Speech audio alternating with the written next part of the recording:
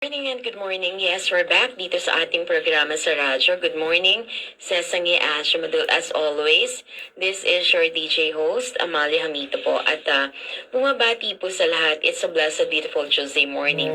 And of course, bago natin simulan ang ating programa dito sa radyo, at Guanac FM 100.3 megahertz. Let's sleep a prayer first. And I do believe it's always very important na sa lahat ng ating gagawin, let's always sleep up a prayer. And I do believe and always is very important na magbigay syempre tayo ng pasasalamat sa ating poong may kapal sa ating Diyos na buhay. Yes, Almighty Father, our Creator and Guide, we come before you today, Lord, with humble hearts, Father God. Yes, Abba Father, we offer this program unto you. We ask you to bless this time, our words, our thoughts, and our hearts, Father God. Open the hearts of everyone listening so they may receive your love, Father God. They may receive your love, your wisdom, and peace, Father God. Let this broadcast be a channel of encouragement, unity, and hope, Father God. Let this be a channel of encouragement, unity, and peace. Unity, peace, and hope, Father God. Help us, Lord, to speak words that inspire. Help us to speak words that inspire, heal, and guide toward understanding and harmony, Father God. Yes, Almighty Father, we leave everything unto you, Father God, especially this program, especially for what is happening in this world, Father God. We truly believe that you will always be in control, Lord God, and you are the one who will fulfill everything, Father God. Use me, Lord God. Use me, Lord God, today that I may able to speak the word that you wanted to impart it, Father God. Yes, Almighty Father, we praise your name, we glorify your name, Father God, in Jesus' precious name. Amen and amen. Yes, it's a blessed, beautiful Tuesday morning. Napakabuti ng Diyos at muli binigyan niya tayo ng pagkakataon upang magkasama-sama dito sa lugar na kung saan ang nais natin ay magbigay tulong, of course, as always, makapagbigay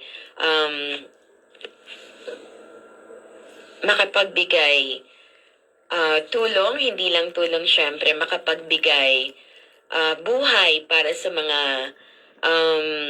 kababayan natin na nagsusumikap para sa kanilang mga mahal sa buhay at para sa ating bansang sinilangan. So our theme for today is about springtime of the heart. Choosing respect, unity, hope, humility, and family. So, ayan po yung magiging theme natin for today. And of course, as always naman po, I'd like to welcome everyone. Warm greetings to each one of you out there. As always naman po, wini-welcome natin ang lahat, hindi lang po dito sa ating programa, but of course sa ating buhay. And to all of you out there, magandang umaga po sa ating lahat. Welcoming everyone with warm greetings po. Of course, hello my beloved family, my dear viewers, my dear followers, my dear friends out there, wherever you are. Whether you are here with me in Korea or joining from every corner of the world, welcome po dito sa ating programa sa radyo. And of course, I'm always so grateful and thankful po sa buhay ng bawat isa. I'm so grateful to have your hearts with me today po. At of course, no matter where you are, whether near or far, please know that you are seen, you are loved, and you are part of this family we are building together. And ano po ba tong family na to? Of course, we are just one family in Christ. And I do believe, kahit na magkakaiba pa yung ating lahi, magkakaiba pa yung ating mga lengguwahe, sa pinaka-suma total, isa pa rin yung ating faith, diba? Magkaroon ng magandang buhay, magkaroon ng magandang future, hindi lang po sa atin sa ating pamilya, but of course, para sa buong mundo, all over the world. Yun po ang dinedesire ng bawat isa. Di po ba? Nag-agree po ba kayo? And of course, today we gather not just to listen, but of course to reflect, to be inspired, and to share hearts full of love, and to inspire our hearts with full of love, hope, and encouragement. So, wherever you are po, please take a deep breath and feel the love, and let us journey together in today's theme.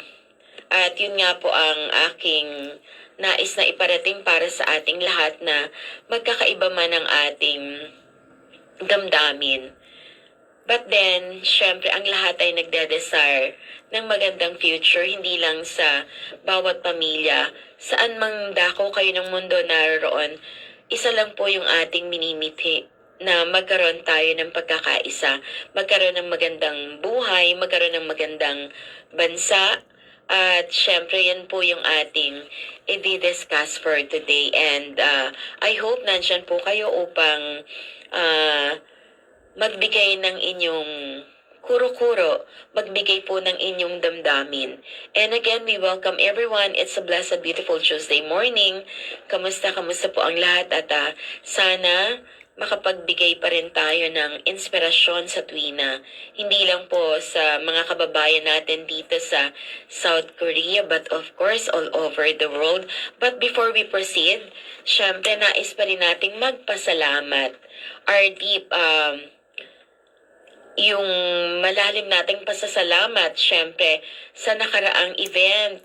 We had this event, we celebrated Tatay Digong's earlier birthday celebration na paparating na po this coming March 28. But then, sinelebrate po natin ito sa Hewadong earlier. And thanks be to God na napagtagumpayan naman po natin. And we had this kind of event sa Hewadong.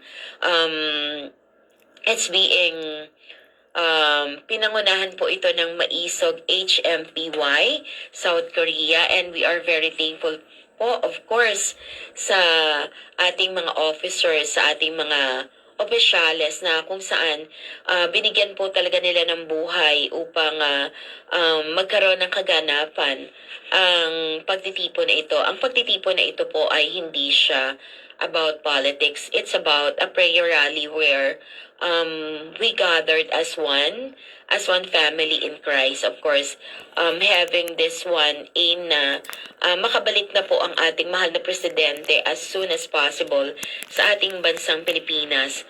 Ito po yung theme na Tay Kami Naman. And we are truly grateful and thankful, of course, for everyone na nakilahok, whether nandun man kayo sa event or wala. Salamat po sa inyong mga panalangin.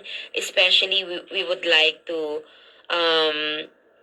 thank sa lahat po ng mga kababayan natin dito sa South Korea na nakiisa po sa event na to. Truly po, we are so thankful, grateful, and feel so blessed po sa inyong presensya. Especially po, syempre, sa mga marshals, sa mga volunteers, sa mga kababayan natin na umattend po, coming from different places. Sobrang layo po ng mga pinanggalingan nila, coming from Cholanamdo.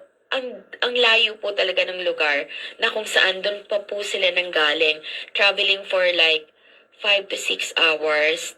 Come to think of it, hindi po ito biro-biro, but still, because of God's guidance, protection, nagkaroon po ng kaganapan, and it's been so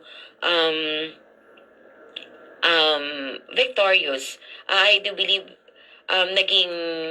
naging triumphant po yung ating pagtitipon. And again, thank you so much po sa ating mga officers, especially kay President Joselito Valdez, and sa iba pa pong opisyales na babanggitin ko po mamaya.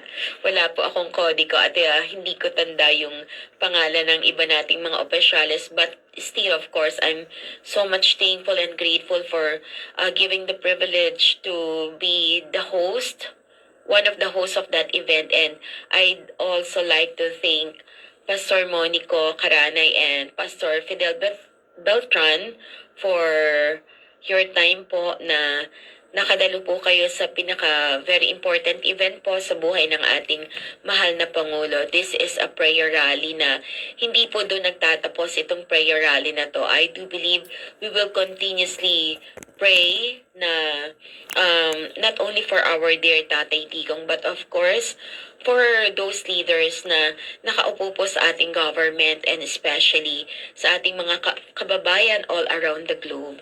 So before we proceed for our theme for today, which is about springtime of the heart, choosing respect, of course, we choose na magkaroon po tayo ng respeto, ng pagkakaisa, ng hope. Of course, there will always be hope as long na alam naman natin na ang Diyos ay nasa atin, at we're living in God's provision. We're living in God's guidance and protection. And it's very important na meron po tayong humility, being God's servant, di po ba? There always be humility, and of course, one very important thing, lahat ng ito ay ginagawa natin because of our love, not only for our country, but of course for our family, for our loved ones. So, before we proceed, let's listen another beautiful song. I hope you will love this one.